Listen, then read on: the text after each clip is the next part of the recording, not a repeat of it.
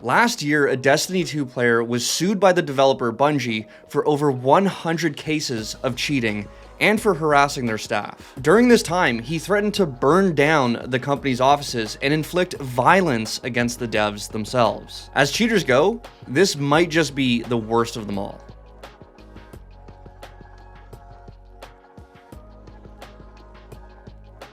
I have a question for you. What is the actual punishment for cheating in-game? Seriously. Unless a game can successfully hardware ban a cheater, which is something very hard to do, they're almost always going to find a way to come back with a new account. And even if they do get fully banned from a game, they're not just gonna hang up their gloves and move on with their lives. These are attention seekers, and my guess is that they're just going to move on to another game since they know that there are no real consequences. Right? Well, this is where we get to the story of Luca Leone, the scourge of Bungie. On top of blatantly hacking and live streaming himself doing it, Leone has been able to navigate through his many bans over the years by making at least 13 new accounts. And Bungie just couldn't get rid of him, making Leone the prime example of this larger issue surrounding cheaters that I speak of. Except 10 times worse. You see, on top of the repeated cheating offenses and allegedly selling stolen in-game Destiny 2 items, Leone was constantly harassing Bungie and even specific employees, sometimes with violence. In since-deleted tweets, Leone claimed he was moving to Seattle, where Bungie is situated, and offered to commit arson on their headquarters. Leone also tweeted several times about a specific employee. He posted a photo of that employee's work badge, claimed that he'd moved within 30 minutes of them, and that they were, quote, not safe. Suffice to say, Bungie was dealing with a complex situation and didn't have very many options. So, they sued Leone. On July 15th, 2022, they filed a complaint against him for a litany of violations, including breach of contract, fraud, and copyright infringement. If you're wondering how these charges apply here, every Destiny 2 player needs to agree to a legally binding limited software license agreement that prohibits things like cheating, which Leone broke many times. Additionally, since Leone continuously made new accounts to cheat with, accepting the agreement each time, he had no intention of ever honoring the contract, which Bungie claims is serial fraud. Bungie also accused Leone of selling, quote, presumably stolen social media accounts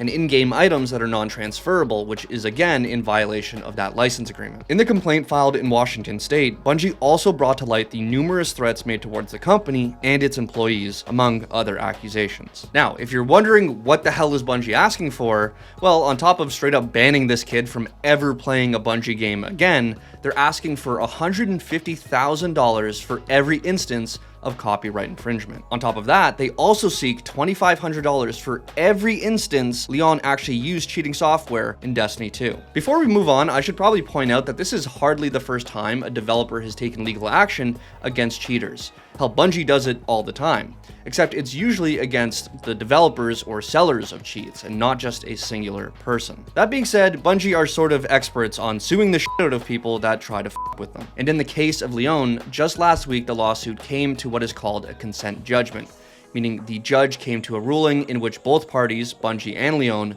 agreed to. In short, the court found that Leone did in fact engage in cyberstalking that arguably goes against Washington's Cybercrime Act. They also found that Leone infringed on Bungie's copyrighted works twice.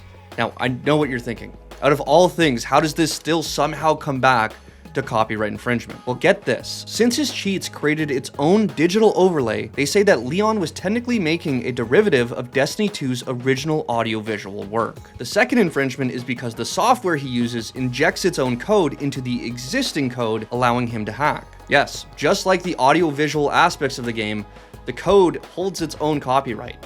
So it may seem wild, but those were technically copyright violations he was making. Leone was also found responsible for $2,000 worth in damages each time he circumvented Bungie's rules. This includes things like making new accounts, bypassing anti-cheat, and so on. The document claims that Leone committed this offense at least 100 times, resulting in an extra $200,000 in damages, bringing the now total to $500,000. On top of that, Leone can never play a Bungie game ever again and is banned from being within 1,000 feet of a Bungie office or any employee residence, which, honestly, fair. But holy fucking shit, there is a lot to unpack here. Listen, this is a very, very unique situation involving what is clearly a troubled individual.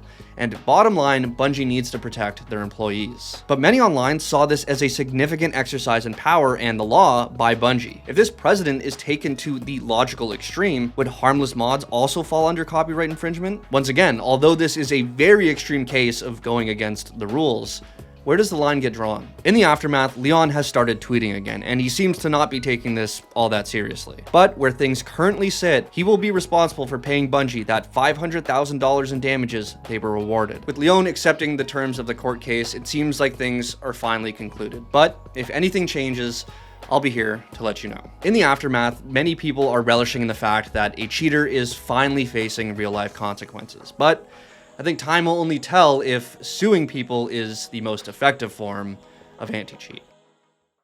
Will you get banned for making UI mods or harmless mods is something I saw a lot on Reddit. And honestly, I spoke to our lawyer just to pick his brain about a few things. But yes, they technically could, but that would obviously be bad for business. If someone's modding a game or adding UI elements to it that is harmless, they're usually not going to want to make that heat on themselves because like they're going to look like complete assholes. But this is a very, very separate situation because A, they're cheating, and B, they're harassing the out of their employees. So I think you're safe if you want to make every player in Destiny look like Homer Simpson if you want, as long as it doesn't change the hitboxes. Go ahead.